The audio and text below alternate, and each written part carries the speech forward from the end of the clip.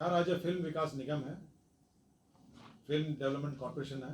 आपको याद होगा कि film development policy last cabinet में हुई थी और उसी के मद्देनज़र इसको जो कॉरपोरेशन है उसका जो पेड अप कैपिटल है उसको 1 करोड़ से बढ़ाकर 5 करोड़ किया गया। सुपौल जिला अंतर्गत निर्मली प्रखंड में उपकारा का निर्माण है। 39 करोड़ 43 लाख 35 हजार रुपये मात्र स्वीकृत है। इसमें सुपौल जिला अंतर्गत निर्मली अनुमंडल में उपकारा का निर्माण होगा। पाटलिपुत्रा स्टेडियम के बगल में आपने ज़मीन देखी होगी, आपके स्टेडियम के बगल में जब जाते होंगे तो ज़मीन देखी होगी, तो 1.6 एकड़ है। तो ये जो अनयूटिलाइज्ड है जो ज़मीन है 48 करोड़ की राशि हाउसिंग बोर्ड को देके अब ये खेल विभाग ने इसको टेक ओवर कर लिया है। तो देखा होगा आपने पाटलिपुत्रा के बगल में बड़ी सी प्लॉट है स्टेडियम के बगल में, तो उस ज़मीन को हाउसिंग बोर्ड के ज़मीन को खेल विभाग ने अपने अंडर ले लिया। पंचायती राज विभाग में जो प्रखंड विकास पदाधिकारी को प्रखंड पंचायत राज पदाधिकारी के स्थान पर पंचायत समिति का कार्यपालक पदाधिकारी बनाया है और प्रखंड पंचायत राज पदाधिकारी को अतिरिक्त कार्यपालक पदाधिकारी पंचायत समिति के नियुक्त किया है और अतिरिक्त कार्यपालक पदाधिकारी को प्रशासनिक स्वीकृति देने की शक्तियां दी गई हैं। एडमिनिस्ट्रेटिव सैंक्शन के लिमिट्स निर्धारित किए गए हैं। ये ऑल इंडिया जजेस association versus union of India, ये स्वास्थ्य विभाग का है। इसमें यह ऑर्डर हुआ था कि जो हमारे रिटायर्ड जजेस हैं, सेवारत और सेवा रिटायर्ड हैं, उनको मेडिकल सुविधा के संबंध में ऑर्डर पास किया था माननीय सर्वोच्च न्यायालय ने। उसी के आलोक में कैबिनेट ने उसकी स्वीकृति दी है। बिहार मोटर वाहन दावा दुर्घटना न्यायाधिकरण है। इसमें सेवा शर्त चेंज हुए हैं। केवल जो अध्यक्ष का जो चयन है पहले सचिव के स्तर पर होता था, माननीय उच्च न्यायालय ने कहा है कि नहीं, सचिव के स्तर पर नहीं होगा। इसे मुख्य न्यायाधीश उच्च न्यायालय पटना अथवा उनके द्वारा नामित वर्तमान एवं सेवानिवृत्त न्यायाधीश की अध्यक्षता में इसका चयन होगा। बस एक ही संशोधन है इसमें। श्रम संसाधन विभाग में बिहार कर्मचारी राज्य बीमा योजना महिला स्वास्थ्य कार्यकर्ता ऑक्सिलरी नर्स मिडवाइफ भर्ती प्रोन्नति एवं सेवा शर्त नियमावली है। आपको याद होगा जो लेबर डिपार्टमेंट में जो ESI हॉस्पिटल है, लेबर डिपार्टमेंट कार्य करता है, उसमें जो स्वास्थ्य कार्यकर्ता हैं ऑक्सिलरी नर्स और मिडवाइफ है, उनकी सेवा शर्त जो मेडिकल डिपार्टमेंट में सेवा शर्त है उसी के अनुरूप कर दी गई है। योजना एवं विकास विभाग में बिहार अवर सांख्यिकी संवर्ग नियमावली 2024 की स्वीकृति दी गई है। पूर्व में ये योजना ये सेवा नियमावली बनाई गई थी जिसको माननीय उच्च न्यायालय ने सेट असाइड किया है। पुनः उसका संशोधित नियमावली स्वीकृत किया गया। सैनिक कल्याण निदेशालय के अंतर्गत जिला सैनिक कल्याण कार्यालय में कल्याण व्यवस्था के पदों पर भूतपूर्व सैनिक की भर्ती के संबंध में कल्याण व्यवस्था संवर्ग नियमावली 2024 का गठन किया गया है।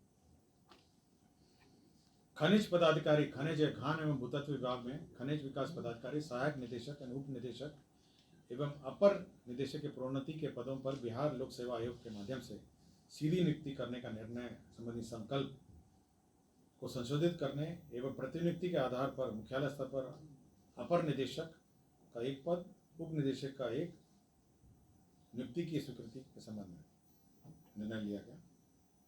उद्योग विभाग में हैंडलूम का अलग डायरेक्टरेट हुआ। ये बहुत सालों से था, ये मेरे ख्याल से 1978 में ये बना था हैंडलूम का जो डायरेक्टरेट है, और ऐसे पुराने पद थे। तो अब उसको मॉडर्नाइज, जो हैंडलूम की जो मॉडर्न व्यवस्था है जिसमें मार्केटिंग है, स्टोरेज है, इन्वेंट्री है, ये सब को मैनेजमेंट के लिए तो पूरे निदेशालय के जितने भी पद हैं सरेंडर करके नए पद सृजित किए गए। परिवहन विभाग, ट्रांसपोर्ट विभाग में जो क्षेत्रीय कार्यालय है उसमें 102 पद लिपिक, निम्न वर्गीय लिपिक के लेवल 2 के पद सृजित किए गए हैं। परिवहन विभाग में बिहार मोटर वाहन दुर्घटना दावा न्यायाधिकरण नियमावली में पद क्रिएट किए गए हैं, जिसमें मोटर वाहन दुर्घटना दावा न्यायाधिकरण में अध्यक्ष के 3 पद, अपर जिला परिवहन पदाधिकारी के 3 पद, उच्च वर्गीय लिपिक के 3 पद, निम्न वर्गीय लिपिक के 3 पद और नाशी लिपिक के 3 पद क्रिएट किए गए।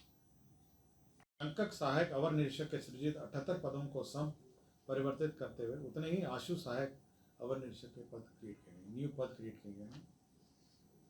PMCH में आपको जानकारी होगा जो नया PMCH बन रहा है उसमें 5462 बेड का हॉस्पिटल बन रहा है। ये जो पुराना PMCH को तोड़ के नया बन रहा है 5462 बेड का बन रहा है। इसमें पद नए सृजन किए गए हैं। इसमें 4315 4315 नए पद सृजित किए गए हैं। तो 5462 बेड का ये हॉस्पिटल होगा, जिसमें 4315 बेड होंगे। अब ये डिसमिस डॉक्टर की सूची है। डॉक्टर संजय कुमार है, चिकित्सा पदाधिकारी, सदर अस्पताल औरंगाबाद। ये 1/7/2016 से लापता थे। डॉक्टर संतोष कुमार, चिकित्सा पदाधिकारी, अतिरिक्त प्राथमिक स्वास्थ्य केंद्र ताराबड़ी अररिया, ये 14/9/2020 से लापता थे। डॉक्टर अकबर मसाहिदी, सामान्य चिकित्सा पदाधिकारी, ये चिरैया बरियारपुर बेगूसराय, 2/11/2017 से लापता थे। डॉक्टर गुप्ता सुषमा संजय, चिकित्सा पदाधिकारी, प्राथमिक स्वास्थ्य केंद्र अहमदाबाद कटिहार, 18/10/2019 से लापता थे। इन सबको डिसमिस कर दिया गया है। और डॉक्टर नौशाद अली हैं, तत्कालीन प्रभारी चिकित्सा पदाधिकारी, प्राथमिक स्वास्थ्य केंद्र धनियामा पटना। इन्होंने कार्यालय में जो चिकित्सा पदाधिकारी कर्मियों के भविष्य निधि एवं अन्य मदों से राशि की निकासी कर भुगतान नहीं करने में वित्तीय कार्य में शिथिलता बरतते हैं, इनको भी बर्खास्त कर दिया गया। और राज्य में जो वैट में जो डीजल और पेट्रोल के जो रिटर्न्स फाइल करने हैं उसको सरल कर दिया गया है।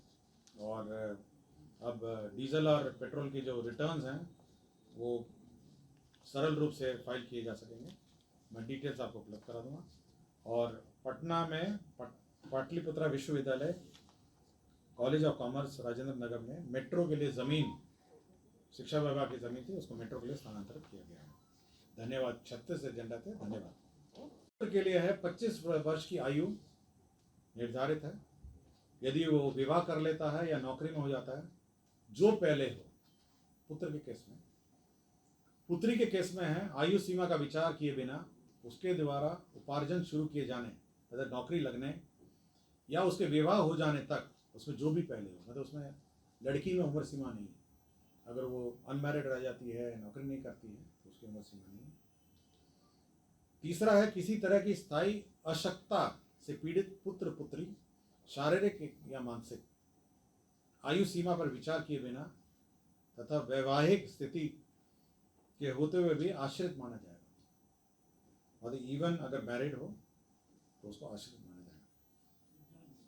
दिव्यांग मतलब जो स्थायी अशक्तता और आश्रित तलाकशुदा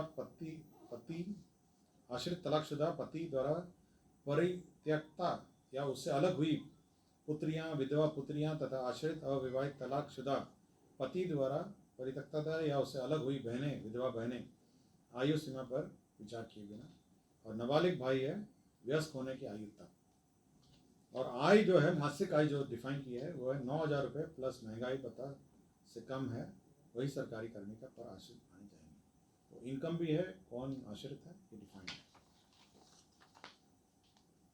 ऑलरेडी नेशनल हाईवे, ये तो ऑलरेडी कैबिनेट निर्णय है। अब तो कैबिनेट ने कमेटी का भी गठन कर दिया है, तो कमेटी अपना निर्णय लेगी और नोटिफाई कर देगी। एक खान एवं भूतत्व विभाग का है। इसमें जो खनन, लघु खनिज के जो अवैध खनन होते थे, उसमें जो सूचना देते हैं, जो सीक्रेट गोपनीय सूचना देते हैं, उनको पुरस्कार देने की योजना है। मतलब आपको याद होगा, जब ट्रैक्टर पकड़ाता है अवैध खनन का तो 25,000 का शुल्क लगता है, और ट्रक पकड़ाता है तो 2 लाख से लेकर 4 लाख का उसको फाइन लगता है। तो जो सूचना देगा, जो गोपनीय सूचना देगा फ़ोन करके कि देखिए यहाँ पे अवैध खनन हो रहा है, ये ट्रक मतलब अवैध ट्रैक्टर है या अवैध ट्रक बालू लेके जा रहा है, ये जो सूचना है, तो ट्रैक्टर की अगर सूचना देगा तो 5,000 रुपये उस सूचना देने वाले को गोपनीय रखी जाएगी, लेकिन 5,000 रुपये दिया जाएगा। और जो बड़े वाहन हैं, जो ट्रक है, उसमें 10,000 रुपये उसको सूचना के लिए दी जाएगी। तो ये गोपनीय सूचना देने के लिए, जो भी गोपनीय सूचना देगा उसको यह राशि दी जाएगी। हाँ, इसमें बड़े वाहन लिखा है ना, आपका ट्रैक्टर है 5,000 और ट्रक एवं अन्य बड़े वाहन, तो हाईवा का बड़े वाहन हो जाएगा, तो 10,000 रुपये हो गया। स्वास्थ्य विभाग ने विधानमंडल के जो सदस्य हैं, जो विधानमंडल के राज्य के सरकारी पदाधिकारी कर्मियों, न्यायिक सेवा सहित के आश्रित को चिकित्सा प्रतिपूर्ति में आश्रितों की परिभाषा, उम्र सीमा और आश्रितों की आय निर्धारित किया। इसमें क्या किया है कि जो मेडिकल रिम्बर्समेंट में किसको मिलेगा और कौन आश्रित माने जाएंगे, ये सरकार ने डिफाइन किया। ये बार बार ही कन्फ्यूजन रहता है। ये विधानमंडल का, राज्य के सरकारी पदाधिकारी, कर्मी, न्यायिक सेवा सहित और आश्रित को ये किस किस को मिलेगा। तो आश्रित का जो डेफिनेशन है उसका ये है कि विधानमंडल के सदस्य, राज्य के सरकारी पदाधिकारी, कर्मी, न्यायिक सेवा सहित कि माता पिता, सौतेले माता पिता को छोड़ के पत्नी, पति, पुत्र, पुत्री, सौतेले संतान सहित नाबालिग भाई एवं अविवाहित बहन, यही डेफिनेशन है आश्रित का नाम। मैं फिर से पढ़ देता हूं। माता पिता, सौतेले माता पिता को छोड़ के पत्नी, पति, पुत्र, पुत्री, सौतेले संतान रहित सहित, पुत्र, पुत्री, सौतेले संतान सहित नाबालिग भाई एवं अविवाहित बहन, ये इसका डेफिनेशन है। क्लियर हो गया। पर्यटन विभाग का एक प्रस्ताव था जिसमें बिहार राज्य अंतर्गत पर्यटकों की सुविधा हेतु मुख्यमंत्री home stay bed and breakfast प्रोत्साहन योजना 2024 की स्वीकृति दी गई।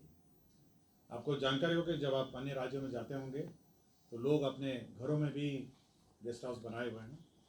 उसी तर्ज पर बिहार में भी विभिन्न शहरों में जहाँ पे भी टूरिस्ट प्लेस हैं वहाँ पे home stay bed and breakfast व्यवस्था विभिन्न आवास घरों में कायम करने हेतु बिहार में भी यह सुविधा होगी। इनके एक रजिस्ट्रेशन की प्रक्रिया है कि कैसे रजिस्टर करेंगे, कैसे वेबसाइट में ये उपलब्ध होगा, क्या क्या सुविधाएं इनको देनी पड़ेंगी। कम से कम इनके पास, प्रोमोटर के पास बेड्स होंगे और साथ ही साथ सरकार जो मापदंड है जो निर्धारित किए हैं उसको पूर्ण करने पर जो ऋण लेंगे उसका 2.5 लाख रुपए जो है ऋण का इंटरेस्ट है वो सरकार रिम्बर्स करेगी। तो ये एक महत्वपूर्ण योजना है जिसमें आप जो भी हमारे घर हैं, जो आवासीय घर हैं टूरिस्ट प्लेसेस के पास, जिसमें जिनका एक कमरे से या अधिकतम 6 कमरे होगा, जिसमें 2 बेड से लेके 12 बेड होंगे, मतलब कम से कम आपसे एक कमरे से 6 कमरे होने चाहिए और 2 बेड से लेके 12 बेड होना चाहिए। आपको ब्रेकफास्ट की सुविधा होगी, बेड की सुविधा देनी होगी और इसका निबंधन होगा ताकि टूरिस्ट को ये पता चले कि कहाँ बेड एंड ब्रेकफास्ट व्यवस्था संचालित है और सरकार से यदि मान्यता प्राप्त होगी तो उसका महत्वपूर्ण और उसका जो कॉन्फिडेंस है टूरिस्ट का वो बढ़ जाएगा और वो बेड एंड ब्रेकफास्ट स्कीम में आप भाग लेंगे तो वो अप्लाई करेगा। टूरिस्ट कोई भी आएगा वेबसाइट से अपना बुक करेगा और आ जाएगा। इसका टैरिफ कैसे कौन डिसाइड करेगा? टैरिफ अपना जो लोग हैं अपने ही टैरिफ डिसाइड करेंगे। वो जिस तरह का कमरा होगा, कुछ नॉन एसी होंगे, कुछ एयर कंडीशन होंगे, कुछ भी, मतलब जो जैसी सुविधा हो। तीसरा ये है कि विभिन्न जो राज्य पथ हैं, राष्ट्रीय राजमार्ग हैं, राजकीय उच्च मार्ग हैं, पथ निर्माण विभाग, ग्रामीण कार्य विभाग है और विभिन्न सड़क जो है उस पर स्पीड लिमिट निर्धारण करने के लिए राज्य सरकार ने परिवहन विभाग को प्राधिकृत कर दिया। इसमें जो मोटर व्हीकल एक्ट में उसमें प्रावधान है कि राज्य सरकार उसका जो स्पीड लिमिट है निर्धारित करेगी। राष्ट्रीय राजमार्ग, राष्ट्रीय उच्च मार्ग, पथ निर्माण विभाग, ग्रामीण कार्य विभाग। तो राज्य सरकार ने स्पीड लिमिट निर्धारण के लिए एक ट्रांसपोर्ट विभाग को प्राधिकृत किया है और साथ ही साथ एक कमेटी भी गठन की है जो प्रधान सचिव, सचिव परिवहन विभाग की अध्यक्षता में है और इसमें एडीजी ट्रैफिक और अन्य लोग हैं और स्पीड लिमिट विभिन्न सड़कों पर निर्धारित की जाएगी और जिससे एक्सीडेंट को रोका जा सके और यदि स्पीड लिमिट अगर आप एक्सीड करते हैं स्पीड लिमिट पर तो फाइन लगेगा। नमस्कार। आज मंत्रिपरिषद में 36 एजेंडों पे निर्णय हुआ। सर्वप्रथम जो सबसे महत्वपूर्ण एजेंडा जिस पर निर्णय हुआ वह है बिहार खरीद अधिमानता नीति 2024, बिहार परचेज प्रेफरेंस पॉलिसी 2024 की स्वीकृति है। इस पॉलिसी के अंतर्गत जो बिहार में उत्पादन किए जाने वाले कंपनियां हैं सर्विस प्रोवाइडर्स हैं उनको प्रिक्योरमेंट और सप्लाई में अधिमानता देने का निर्णय सरकार ने लिया है।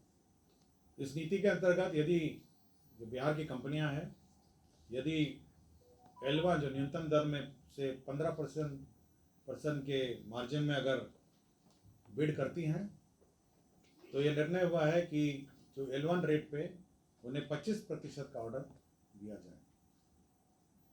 इसमें लोकल कंपनियां लोकल परचेसेस भी डिफाइन किए गए हैं, विस्तृत डिफिनेशन है, जिसमें कम से कम जिस दिन टेंडर होता है उसके 1 साल पूर्व उस कंपनी की स्थापना होनी चाहिए बिहार में, GST का भुगतान होना चाहिए और 50% जो एम्प्लॉयज़ हैं जो उसके कर्मी हैं वह भी बिहार के होने चाहिए। इस पॉलिसी से बिहार में जो कंपनियां कार्यरत हैं उनको सरकारी परचेज में प्रेफरेंस मिलेगा और साथ ही साथ भविष्य में जो नई कंपनियां हैं जो बिहार में लगाना चाहती हैं उनको यह आश्वासन भी मिलेगा कि कम से कम 25% जो कॉन्ट्रैक्ट है यदि वो L1 के 15% के सीमा के अंदर रहते हैं तो उनको मिलेगा। दूसरा है यदि कोई कंस्ट्रक्शन है, वर्क है, कोई वर्क्स है, उसमें भी चिन्हित जो सामग्रियां हैं उसका कम से कम 20% बिहार की कंपनियों से खरीदना होगा। जैसे कोई बिल्डिंग बना रहा हो तो उसमें बल्ब है, स्विच है, वायरिंग है, अन्य जो फर्नीचर सामग्री है, यदि कंस्ट्रक्शन का भी काम होगा तो 20% जो सामग्रियां हैं वो बिहार की कंपनियों से खरीदा जाना होगा। तो यह बिहार की कंपनियां जो बिहार में मैन्युफैक्चर कर रही हैं और बिहार में जो कार्यरत कंपनियां हैं उनको प्रोत्साहन देने, उनका उद्योग बढ़ाने और साथ ही साथ नई कंपनियों को भी प्रोत्साहित करने के लिए यह नीति सरकार ने लाया है। दूसरा एक एजेंडा है, यह संजय गांधी जैविक उद्यान है, आपके पटना जू जिसका कहा जाता है। आपको जानकारी होगा वहाँ पे जो टॉय ट्रेन संचालित थी 1977 से में प्रारंभ हुई 1977 में और 2015 तक तो चली, आप लोगों ने देखा होगा कि चलती रही 2015 तक। अब उसको पुनर्जीवित करने का निर्णय लिया है। ये करीब 3.7 किलोमीटर का रेल की जर्नी होगी जू के अंदर और ये भारतीय रेल का दानापुर रेल मंडल जो पूर्वी मध्य रेल है वो इसका निर्माण कराएगा और इस पर खर्च होगा 9 करोड़ 88 लाख रुपए। रेल मंत्रालय को जो दानापुर रेल मंडल पूर्वी मध्य रेलवे है उसके माध्यम से कराया जाएगा। तो इसके पश्चात बनने के पश्चात इसमें जो टॉय ट्रेन है वो चल सकेगी। इसमें 4 कोचेज़ होंगे और इसका नए ट्रैक और स्लीपर बिछाए जाएंगे और बच्चों के लिए जो ट्रेन सुविधा थी जू में, पटना जू में शिशु रेल जो है वो पुनः चालू हो सकेगी। परिवहन योजना, आपको याद होगा कि इसमें जो मुख्यमंत्री ग्राम परिवहन योजना सभी ग्राम पंचायतों में परिवहन सुविधा उपलब्ध कराने के लिए योजना थी, इसको फिर 2025-26 के लिए एक्सटेंड कर दिया है। इसका लक्ष्य जो है, शेष लक्ष्य है 12,500 और जो बची हुई राशि है उसका व्यय करने के लिए भी स्वीकृति दी है। तो ये मुख्यमंत्री परिवहन योजना जो है ये इस साल भी एक्सटेंडेड है। ग्रामीण क्षेत्र में पंचायती राज विभाग के नियंत्रणाधीन जो 58,003 ग्रामीण वार्डों में निर्मित 70,157 जलापूर्ति योजना है। आपको याद होगा कि राज्य सरकार ने जो पंचायत द्वारा निर्मित जलापूर्ति योजनाएं थी उसको PHED को ट्रांसफ़र कर दिया था। आपको याद होगा ये जितने पहले 2 भाग में बने थे जलापूर्ति योजना, एक PHED बनाया था और एक ग्रामीण जो पंचायती राज विभाग और पंचायती राज संस्थाओं के माध्यम से बना था। तो अब सारे जितने भी पेयजल योजनाएं हैं ग्रामीण, अब उसका संचालन जो है लोक स्वास्थ्य अभियंत्रण विभाग के अधीन आ गया है। तो जो पंचायती राज से जो गए थे, PHED का तो अपना मेंटेनेंस और रिपेयर की व्यवस्था थी, लेकिन जो पंचायत की जो योजनाएं हैं उसका मरम्मती और उसका मेंटेनेंस अब PHED करेगी और इसी के लिए 1,08,372 रुपये प्रति यूनिट होगा जो रिपेयर का कॉस्ट है और 3,611 करोड़ 45 लाख 33,000 रुपये इस पर व्यय होगा, मतलब वार्षिक व्यय है और ये कुल 70,157 योजनाएं हैं। तो ये इसमें जो स्टेट फाइनेंस की राशि भी है इसमें सेंट्रल जो भारत सरकार जो पंचायती राज संस्थाओं को जो फाइनेंस कमीशन में राशि है वो भी है, और इसके अतिरिक्त जो राशि बच जाएगी वो राज्य सरकार देगी। तो प्रत्येक यूनिट में 1,08,372 रुपये, हाँ प्रति वर्ष, एवरी ईयर 1,08,372 रुपीज़ का व्यय होगा। और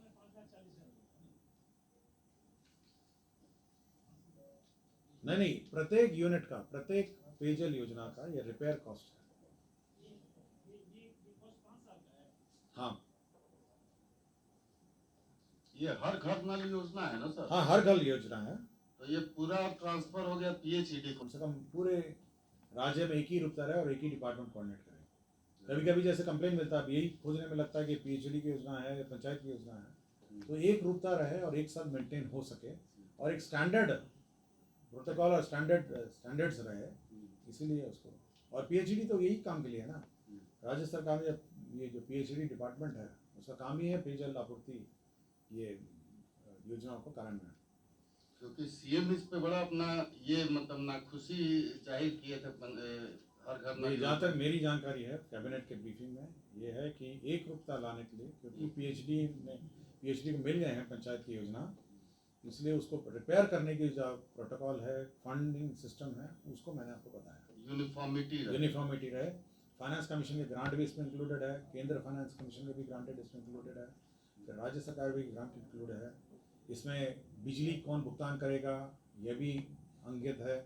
इसमें जो 2,000 रुपये जो ऑपरेटर वाला है वो भी इनकी दर्सी में है, और रिपेयर की पूरी प्रक्रिया इसमें निर्धारित है। स्वास्थ्य विभाग में जो बीटा थैलेसीमिया मेजर है का निरोधात्मक उपचार, क्यूरेटिव ट्रीटमेंट, जो थैलेसीमिया के पेशेंट्स हैं उसको ट्रीटमेंट के लिए सरकार ने एक योजना लाई है। इसमें सीएमसी वेल्लोर तमिलनाडु द्वारा संयुक्त रूप से बिहार के बच्चे 12 वर्ष तथा उससे कम उम्र की आयु में पाई जाने वाली बीटा थैलेसीमिया मेजर का निरोधात्मक उपचार बोन मैरो ट्रांसप्लांटेशन द्वारा किए जाने के लिए मुख्यमंत्री चिकित्सा सहायता योजना स्वीकृत की है। तो आपको याद होगा थैलेसीमिया में जो बोन मैरो ट्रांसप्लांट होता है, यह किया जाने का जो योजना है ये मुख्यमंत्री बाल थैलेसीमिया योजना के नाम से ये कार्यान्वित होगा, और ये पूरे देश में ये पहली सरकार, बिहार सरकार, राज्य सरकार की योजना है जहाँ थैलेसीमिया पेशेंट्स को भी फाइनेंशियल असिस्टेंस के माध्यम से इनका ट्रीटमेंट होगा। इसमें जो टोटल व्यय है, इसमें आपका एयरक्राफ्ट से व्यय जो है, ट्रांसपोर्टेशन व्यय है, एयरक्राफ्ट से जा सकेंगे, उनके पेरेंट्स भी जा सकेंगे, उनका वहाँ पे क्रिश्चियन मेडिकल कॉलेज वेल्लोर में उनका ठहरने का भी है, और कुल एक बच्चे पे 15 लाख रुपए का व्यय होगा, 15 लाख रुपीज़ का व्यय होगा इस थैलेसीमिया बीटा थैलेसीमिया मेजर में जो इलाज होगा। तो 15 लाख रुपीज़ व्यय होगा, और ये बहुत महत्वपूर्ण योजना है, और यह पूरे देश में ये अकेला राज्य होगा जो एक अलग से योजना लाया है। 15 लाख, हाँ पूरा 15 लाख, 15 लाख रुपीज़ के आसपास का ट्रीटमेंट है, जाने का, रहने का। वैसे सीएमसी वेल्लोर ने अपने एस्टीमेट में 15 लाख रुपए लिखा है, और इसमें आने जाने का खर्चा मेरे की जानकारी में नहीं लिखा है। इसमें उसमें ट्रांसप्लांटेशन का है, पेरेंटल न्यूट्रिशन का है, ट्रांसप्लांटेशन फीस का है, और अदर हॉस्पिटल कॉस्ट है, उसका ठहरने रहने का है, 15 लाख रुपए है। तो संभवतः जो कॉस्ट ऑफ ट्रांसपोर्टेशन है वो अलग से पेमेंट होगा, आने जाने का और रहने का, आने जाने का। ऊर्जा विभाग ने 3 मेजर स्कीम्स सैंक्शन करवाए हैं। एक तो Bihar state power transmission company limited के क्षेत्राधीन कार्यरत ग्रिड सबस्टेशन है, 132/33 ग्रिड सबस्टेशन है, ये कुल 10 हैं, और 50 MVA के, और 5 अदद 80 MVA के।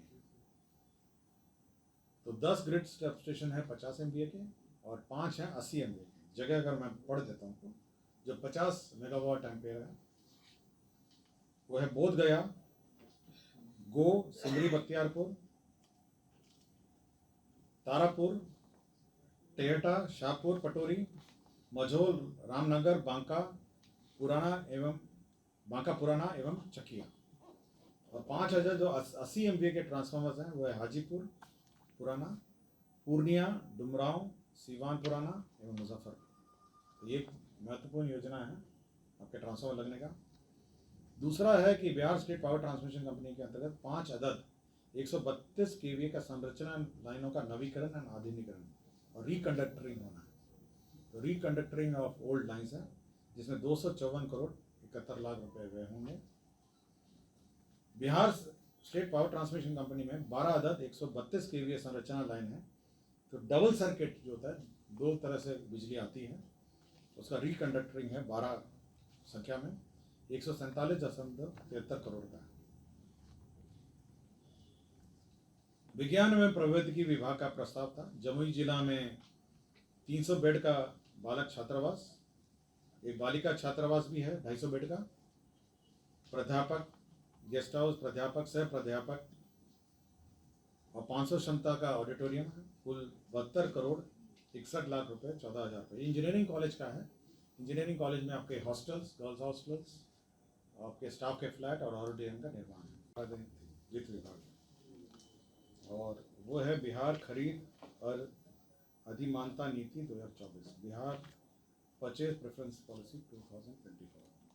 ये बहुत मतलब इसके लिए बहुत लोगों ने मतलब प्रयत्न किए और उद्योग संघ और सब लोगों ने जो है इस पर चर्चाएं की। ये पॉलिसी का मुख्य उद्देश्य ये है कि जो राज्य में उत्पादित और उत्पादन करने वाले जो लोग हैं, जो इंडस्ट्री के लोग हैं, और राज्य में जो उत्पादन है उसको प्राथमिकता दी जाए, मतलब महत्वपूर्ण ये है। और इसकी आज कैबिनेट ने स्वीकृति दी है, बहुत दिन बाद ये पॉलिसी आई है। और इसमें जो लोकल मैन्युफैक्चरर्स कौन होंगे उसकी परिभाषा है। लोकल मैन्युफैक्चरर्स का परिभाषा ये है कि वे बिहार में उनका ऑफिस GST रजिस्टर्ड ऑफिस होगा, पहले तो सबसे पहले। दूसरा है कि जो ऑफिस होगा कम से कम 1 साल तक मतलब रजिस्टर्ड होना चाहिए, मतलब अधिसूचना, मतलब जो भी टेंडर होगा उससे 1 साल पहले का होना चाहिए। जैसे अगर 2025 में कोई टेंडर निकाल रहा है तो 2024 में कम से कम रजिस्टर्ड होना चाहिए 1 साल पहले। दूसरा है कि उन्होंने GST अपना रिटर्न 1 साल का फाइल किया होना चाहिए GST। और चौथा ये है कि कम से कम 50% जो टोटल पॉपुलेशन है, जो टोटल उनकी जो एम्प्लॉयज़ हैं उनका 50% उनको बिहार के लोगों को रजिस्टर होना चाहिए। और पांचवा है 50% ऑफ द कॉन्ट्रैक्टेड सर्विसेज, मतलब जो 50% जो कार्य है, जो उनका जो भी कॉन्ट्रैक्ट वैल्यू होगा उसका बिहार में उसको कार्यान्वित करना है। साथ ही साथ वो जो लोकल प्रेफरेंसेस है वो उन्हीं लोगों को मिलेगा जो कम से कम 30% वैल्यू एडिशन किसी प्रोडक्ट को करें। तो जैसे फॉर एग्जांपल किसी को मोबाइल बेचना हो, या मोबाइल है या कंप्यूटर है या कोई भी, मतलब समझ लीजिए टेबल चेयर ही है, मान लीजिए टेबल ही है, सिंपल है, टेबल है। तो उसमें आपको जब आप टेंडर करेंगे, जो सभी लोगों का टेंडर होगा जिसमें सभी लोग भाग लेंगे, और जैसे 5 कंपनियां ने भाग लिया तो जो L1 आएगा उसमें से 5 कंपनियों में जब टेंडर होगा तो L1 जब आ जाएगा तो यदि बिहार की कोई कंपनी 15% मार्जिन के अंतर्गत बिड करती है, जैसे सपोज किसी ने कहा कि हम ये टेबल 1000 रुपये में देंगे और बिहार की कंपनी ने उसको बिड किया, 15% कितना हुआ, 1,150 ही ना। तो अगर उसने 150 रुपये 1,150 बिड किया तो उसको ऑप्शन दिया जाएगा कि आप इस ऑर्डर का 25% L1 रेट पे आप लेंगे, मतलब ऑर्डर का 25% आप लोकल कंपनी को दीजिए, क्योंकि वो आपके बिड वैल्यू के 15% के अंदर उसने बिड किया। अगर वो मना कर देता है फिर उसका जो बिहार की दूसरी कंपनी L2 L3, उसके बाद जितने लोग हैं उसको बराबर बराबर बांट दिया जाएगा, यही ना, L2 और L3 का पोजीशन बराबर।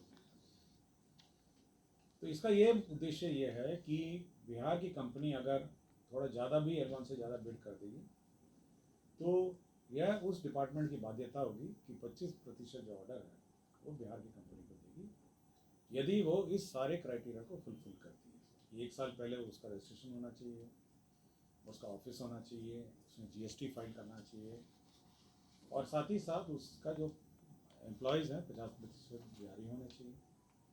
और अगर वो सामान बाहर से लाते हैं, वो कहेगा कि MDF बोर्ड है बाहर से लाते हैं या लोहे का सामान है बाहर से लाते हैं, कम से कम 30% उसका वैल्यू एडिशन बिहार में होना चाहिए। तो ये एक महत्वपूर्ण ये निर्णय है कि ये उन मामलों में है कि जहाँ पर